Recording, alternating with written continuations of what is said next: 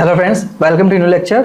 तो इस लेक्चर में पढ़ने वाले हैं कि कीवर्ड प्लेसमेंट क्या होता है और कीवर्ड डेंसिटी क्या होती है। तो कितनी बार कीवर्ड्स को रिपीट करना है, दैट इज़ कॉल्ड डेंसिटी, और कहाँ कहाँ हमको रिपीट करना है, कहाँ कहाँ उस कीवर्ड को यूज़ करना है, दैट इज़ कॉल्ड प्लेसमेंट। ठीक है, तो देखो यहाँ पे मल्टीपल टाइम कीवर्ड को यूज़ किया हुआ है। तो हाई कीवर्ड डेंसिटी हो गई, यहाँ पे सिर्फ एक बार यूज़ किया है। हाँ, दो बार भी हो सकता था, तो that is called low keyword density. ठीक है, तो डेफिनेशन देखते हैं, व्हाट इज कीवर्ड प्लेसमेंट।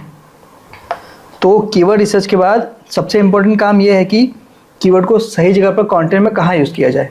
ठीक है, कीवर्ड रिसर्च तो कर लिया, कीवर्ड भी आपने फाइंड कर लिया, अब उसको सही जगह पर यूज़ करना वो बहुत इंपॉर्टेंट है। अब ऐसा तो नहीं है कि हम लोग एक साथ सारे कीवर्ड को डाल देंगे, एक ही जगह पर रख देंगे, पूरे पैराग्राफ में यूज़ कर लेंगे, ऐसा नहीं करना है। ऐसा करेंगे तो वो क्या होगा, स्पैमिंग में आ जाएगा। तो हमको क्या करना है, नेचुरली, स्ट्रेटजिकली और बिना स्टफिंग के उन कीवर्ड्स को यूज़ करना है। ठीक है, अपने टारगेट कीवर्ड्स को कंटेंट के कौन से पार्ट में यूज़ करना है, that is called keyword placement. और ये बहुत इंपॉर्टेंट है स्पैमिंग से बचने के लिए। ठीक है, स्पैमिंग से बचने के लिए इसको हमको ध्यान रखना पड़ेगा कि कहाँ यूज़ करना है। ये प्लेसमेंट गूगल को क्लियर सिग्नल देता है कि कंटेंट किस टॉपिक पर है। ठीक है, टॉपिक फाइंड करने में हेल्प करता है गूगल को कि ये जो टॉपिक है, ये जो कंटेंट है वो कौन से टॉपिक पे है। तो उसको अगर टॉपिक पता चल गया तो वो कंटेंट को सही तरीके से क्या करेगा, क्रॉल करेगा। ठीक है, स्कैन करेगा। अब कुछ ऐसा प्राइमरी कीवर्ड, जो आपके प्राइमरी कीवर्ड है, उसको कहाँ कहाँ यूज़ करना है वो हम देखेंगे। ठीक है, सही जगह पर हम यूज़ करेंगे तो हमारे कीवर्ड भी रिपीट हो जाएंगे मल्टीपल टाइम्स, और गूगल उसको स्पैम में भी काउंट नहीं करेगा। तो सबसे पहले क्या है, पेज टाइटल। जैसा मैंने आपको लास्ट लेक्चर में बताया था कि पेज टाइटल के सबसे पहले आपको क्या करना है, आपके कीवर्ड को प्लेस कर देना है। तो गूगल एंड यूज़र दोनों को सबसे पहले दिखाई देता है, तो हमारा कीवर्ड भी यहाँ पे कवर हो जाएगा। ओके, यूआरएल, मैंने यूआरएल ऑप्टिमाइजेशन में बताया था कि वहाँ पे भी आप अपना कीवर्ड यूज़ कर सकते हैं। Clean, short and SEO friendly होता है। हेडिंग के अंदर तो आपको यूज़ करना ही है, जैसे कि अभी ये टाइटल था, तो टाइटल तो ऑलरेडी हेडिंग में आ ही गया है ना।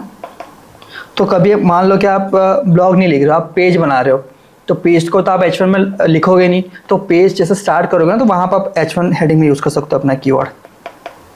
ओके, जो सबसे पहले 100 वर्ड्स होंगे ना, उसके अंदर भी अपना कीवर्ड डाल सकते हो। सबसे पहले डाल दो आप, या फिर किसी लाइन के अंदर डाल दो आप। ठीक है, एटलीस्ट 1 H2 और H3 के अंदर भी आप डाल सकते हो। जैसे कि आप H1 यूज़ करोगे, उसके नीचे फिर H2 यूज़ करोगे अलग अलग सेक्शन के अंदर, तो आप H2 या फिर H3 के अंदर भी अपना कीवर्ड पुट कर सकते हो। कैसे करना है वो मैं आपको, जो क्लास होगी हमारी कंटेंट वाली, उसके अंदर मैं आपको क्लियर करूंगा, पूरा अच्छे से बताऊंगा कि AI से कंटेंट कैसे लिखवाना है। तो आपको इतनी ज़्यादा मेहनत नहीं करनी है, AI आपको पूरा सब कुछ ये रूल्स के अकॉर्डिंग लिख के दे देगा। ओके, इमेजेस में कैसे करना है ये हम लोग देखेंगे इमेज एसईओ के अंदर।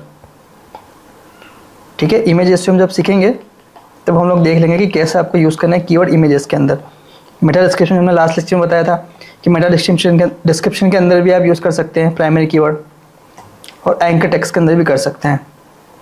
ठीक है, जैसे हम लोग इंटरलिंकिंग कर रहे थे लास्ट लेक्चर में, हमने ये भी पढ़ा था कि इंटरलिंकिंग कैसे करते हैं, तो वहाँ पर भी आप कीवर्ड को यूज़ कर सकते हैं। ओके, तो इतनी जगह पर आप अपने कीवर्ड को यूज़ कर सकते हैं, राइट। अब कीवर्ड डेंसिटी क्या होता है, कितनी बार यूज़ करना है, ये इंपॉर्टेंट है। और आपने ये तो सीख लिया कि कहाँ कहाँ यूज़ कर सकते हैं। मान लो कि आपने ये H3 टैग आपने मान लो आपने H3 टैग 100 बार यूज़ किया, तो क्या आप 100 बार यूज़ कर दोगे कीवर्ड्स को? नहीं, वही हमको आइडेंटिफाई करना है कि हमको कितनी बार यूज़ करना है।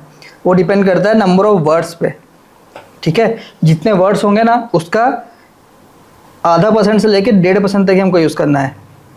वो कैसे कैलकुलेट करते हैं, देखो, total keywords appearance by total words into 100।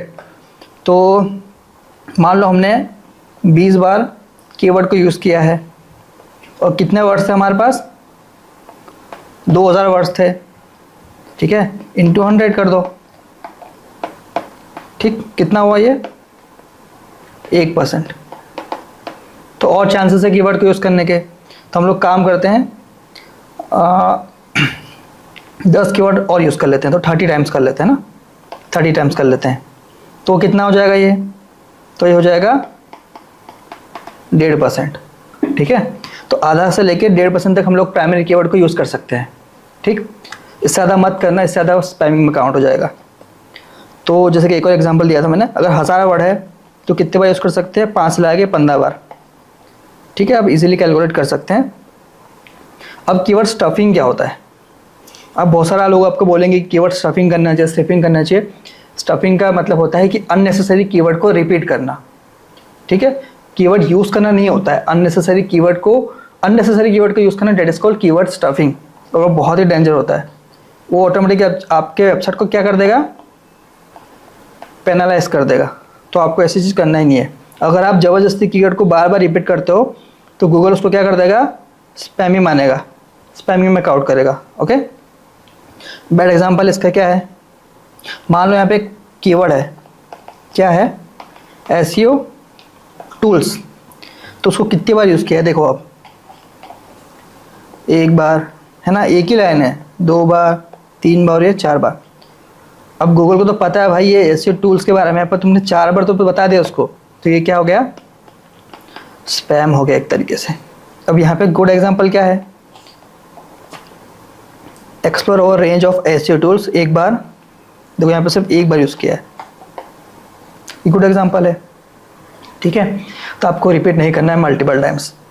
Okay, अब उसका अल्टरनेट सॉल्यूशन क्या है, आपको तो आपके कीवर्ड को टारगेट करना है, तो टारगेट करने के लिए उसका अल्टरनेट सॉल्यूशन है LSI keyword, latent semantic indexing, मतलब रिलेटेड टर्म जो था ना, जैसे कि मैंने ये एग्जांपल लिया डिजिटल बोर्ड, तो इसका जो लेटेंट LSI क्या होगा, इसका होगा स्मार्ट बोर्ड। तो मैं स्मार्ट बोर्ड यूज़ कर सकता हूँ, इंटरेक्टिव फ्लैट पैनल यूज़ कर सकता हूँ, डिजिटल बोर्ड यूज़ कर सकता हूँ, है ना, digital board for teacher use कर सकता हूँ, और उसके जो भी सिमेंटिक वर्ड्स होंगे ना वो मैं यूज़ कर सकता हूँ उसके अंदर। ठीक है, लेटेंट सिमेंटिक इंडेक्सिंग बोलते हैं उसको। मेन कीवर्ड, जैसे कि ये मेरा मेन कीवर्ड है हैंडमेड गिफ्ट आइडियाज़, तो इसका एग्जाम्पल क्या हो गया, eco friendly gifts, traditional home decor, festive crafts, wooden gift item. इस चीज़ के लिए मैं ये वाले कीवर्ड्स यूज़ कर सकता हूँ। ठीक है, ये मेरा मेन कीवर्ड था और उसके लेटेंट मेरे को ये मिल गए सारे, तो इनको यूज़ कर सकता हूँ। ये भी उसी तरह से वर्क करेंगे। ठीक है, गूगल को ये सिग्नल देंगे कि ये जो कीवर्ड्स जो यूज़ हुए उसके अंदर वो मेन कीवर्ड के लिए यूज़ हुए हैं, ये उसको पता रहेगा, ये इसकी एल्गोरिथम भी है। ठीक है, वो एल्गोरिथम के बारे में हम लोग बाद में देखेंगे, सारे एल्गोरिथम पढ़ेंगे डिटेल में। इससे कंटेंट क्या होता है, नेचुरल लगता है और ज़्यादा कीवर्ड्स कवर हो जाते हैं। हाँ, सीधी सी बात। एक और एग्जांपल देखते हैं शीतल क्राफ्ट ब्लॉग्स के लिए। टाइटल क्या था, top 10 handmade gifts for Indian festivals. Keyword use Meta title के अंदर हमने यूज़ कर दिया handmade gifts for festivals, URL के अंदर मैं डाल दिया handmade gift ideas semantic. Okay, फिर H1 के अंदर मैं डाल दिया यूनिक हैंडमेड गिफ्ट्स। देखो एग्जैक्ट पूरा कॉपी नहीं किया हमने, ठीक है, एग्जैक्ट कॉपी नहीं किया, इसके अंदर सिर्फ इतना डाला है यूनिक हैंडमेड गिफ्ट्स। फिर फर्स्ट 100 वर्ड्स के अंदर मैं डाल दिया इस कीवर्ड को एक बार। ठीक, फिर H2 के अंदर मैं डाल दिया LSI, जो LSI था ना, लेटेंट सिमेंटिक इंडेक्सिंग, उसको हमने यूज़ कर दिया, और सेम चीज़ हमने इमेज के अंदर भी डाल दी। तो ऐसे मल्टीपल जगह पे आप कीवर्ड्स को यूज़ कर सकते हैं, पर आपको अलग अलग कीवर्ड यूज़ करना, सेम कीवर्ड को रिपीट नहीं करना है।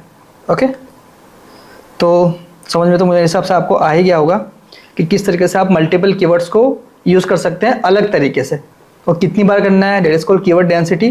तो कीवर्ड डेंसिटी को ध्यान में रखिए, आपको ब्लॉक के अंदर कीवर्ड को यूज़ करना है, और ये सारे इंस्ट्रक्शन अगर आप ChatGPT को देते हैं तो ऑटोमेटिकली उसके हिसाब से वो पूरा कंटेंट आपको लिख के दे देगा। वो हम देखेंगे आगे के लेक्चर में किस तरह से एकदम फेयर यूज़ कर सकते हैं ChatGPT का।